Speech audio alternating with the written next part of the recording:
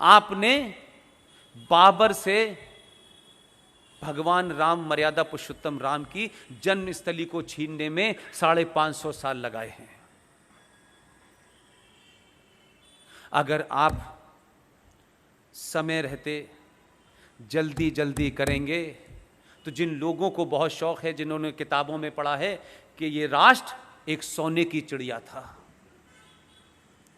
जिस दिन भी ये सनातन की तरफ लौटना शुरू हो जाएगा, ये बहुत सारे बौने जो आपके इस शहर में हकला हकला के बोलते हैं, बहुत सारे लोग शेरो शायरी के माध्यम से आपको ज्ञान देते हैं, कुछ राइटर हैं, कुछ एक्टर हैं, अब उसमें से कुछ कंडक्टर हो गए हैं। अगर इस नरेटिव को आप तोड़ेंगे, जिस दिन भी आपके अंदर अपने इतिहास को, अपने पूर्वजों को लेकर के एक गौरव की भावना पैदा होगी, इंफीरियरिटी कॉम्प्लेक्स और कुंठा में रहने वाले समाज कभी भी जिंदा नहीं रहते। अगर आपके अंदर एक ऐसा भाव पैदा हो जाए कि आपको लगने लगे कि मुझसे दुनिया में कोई सुपीरियर है ही नहीं, मेरे पूर्वज ये थे, क्या कभी आपने अपने घरों के अंदर, आपको पता चल जाए कि आपके परिवार में कोई रानी लक्ष्मीबाई के दरबार में बहुत बड़ा मंत्री था, आप उसकी तस्वीर लगाते हैं कि नहीं लगाते हैं? आपको यह गौरव पैदा होता है कि नहीं पैदा होता? तो मुझे बताइए, दाऊद इब्राहिम के साथ की तस्वीर क्यों लगाते हैं? फिर तस्वीर लगाने का मतलब होता है कि आपके अंदर वो गर्व पैदा होता है, आपको दिखाने का शौक होता है कि मेरे पूर्वज ये थे। अगर आपने महाराष्ट्र से निकाल करके वीर सावरकर की तस्वीर घरों में लगी होती, छत्रपति महाराज शिवाजी की लगी होती, सुभाष चंद्र बोस की लगी होती, खुदीराम बोस की लगी होती, तो देश की सूरत बहुत पहले बदल गई होती है। इसलिए शुरुआत घर से करिए, बहुत दूर जाने की जरूरत नहीं है, किताबें मौजूद हैं। और मैं फिर कहता हूं कि जब किताबें पढ़ें तो क्योंकि थोड़े देर के लिए ये जो वातावरण है, इसमें बहुत लोग आपको चैलेंज करने आएंगे, और जैसे ही सौरभ भाई बोलेंगे और हम जैसे बहुत सारे लोग जो बोल रहे हैं, ये फौरन कहा जाएगा, और कहा जाता रहा पिछले 3-4 साल से। इस पदवी से भी हमको नवाजा गया कि ये तो आरएसएस के एजेंट हैं। अब बहुत सुन लिया मैंने, आरएसएस के एजेंट हैं। मैंने कहा भाई, मेरा तो आरएसएस से कोई संबंध इसलिए भी नहीं है कि अल्लाह ने मुझे वहां पैदा किया जहां आरएसएस थी नहीं। लेकिन मुझे जब बहुत गुस्सा आया तो मैंने एक मंच से कहा ये बात, आप अगर ये कहते हैं कि मैं आरएसएस का एजेंट हूं, तो आरएसएस के एजेंट होने में उतनी बुराई नहीं है जितनी लश्कर तोयबा और जैश ए मोहम्मद के एजेंट होने में है।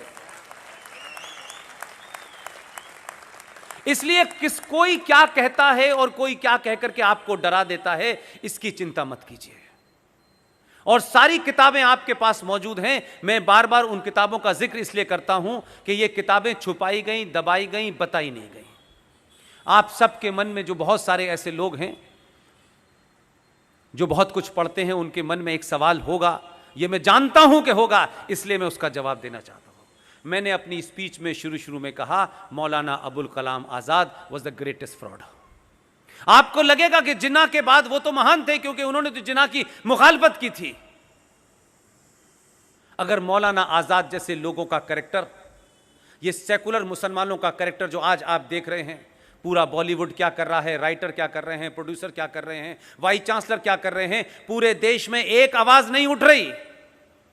इस 30 करोड़ में से कोई ये नहीं कह रहा कि ये सीएए से तुम्हारा कोई लेना देना नहीं है, कोई नहीं बता रहा। सब लोग घुमा फिरा के उस एजेंडे को चलाना चाहते हैं।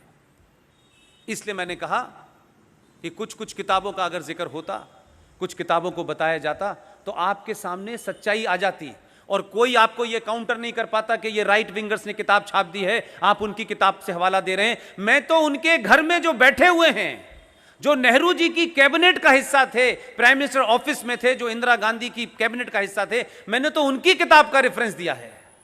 वो तो आरएसएस के नहीं थे। ऐसी सारी किताबों के बारे में कहता हूं। एक किताब अभी लेटेस्ट मुझे पता चली है,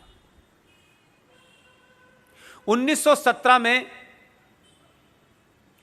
एनी बेसेंट नाम की एक महिला थी, वो इंडियन नेशनल कांग्रेस की अध्यक्ष थी 1917 में।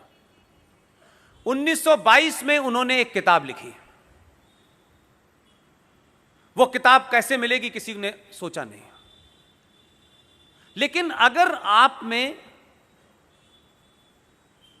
अब सॉरी टू से, लेकिन मैं इसलिए जैसे गर्लफ्रेंड से मिलने के लिए रास्ते निकालते हैं ना आप, हम में से बहुत लोग छत कूद के गए होंगे, मान लीजिए, क्या बात है, ऐसा होता है, सच बात है ये।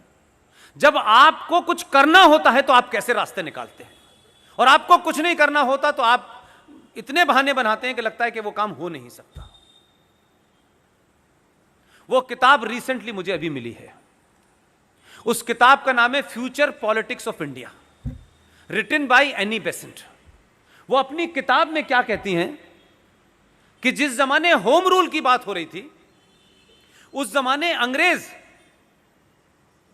जो अपर कास्ट थी, उसके खिलाफ जितने भी नीचे के लोग थे, उनसे अंग्रेज बुला बुला के यह कहा करते थे कि देखो तुम लोग होम रूल की मांग मत करो, अगर होम रूल आ गया तो यह ब्राह्मण तुम्हें अपना गुलाम बना लेगा। यह एनी बेसेंट लिख के गई है, यह किसी और ने नहीं लिखी। वो किताब अवेलेबल है।